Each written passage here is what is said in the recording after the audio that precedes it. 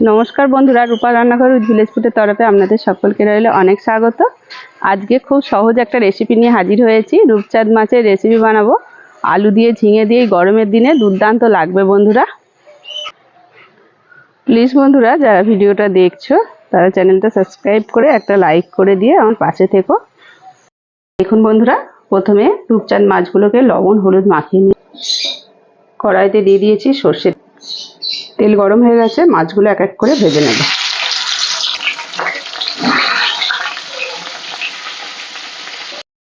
মাছগুলো উল্টে দিয়েছি, লাল লাল করে সব মাছগুলো ভেজে নেব।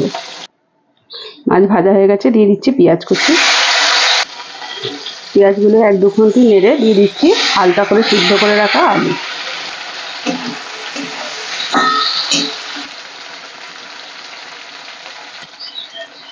দিয়ে দিচ্ছি লবণ মাখিয়ে রাখা ঝিঙে। ঝিঙেটা দিয়েও একটুখানি ভালো করে ভেজে নিচ্ছি। এদিকে একটা মশলা বানিয়ে নিয়েছি। এখানে দিয়েছি কাঁচা লঙ্কা, পাকা লঙ্কাকে একসাথে বেটে লবণ হলুদ জিরে গুঁড়ো আর আদা দিয়ে দিয়েছি, টমেটো দিয়ে দিচ্ছি সমস্ত মশলাটা দিয়ে একটু ভালো করে কষিয়ে নেব।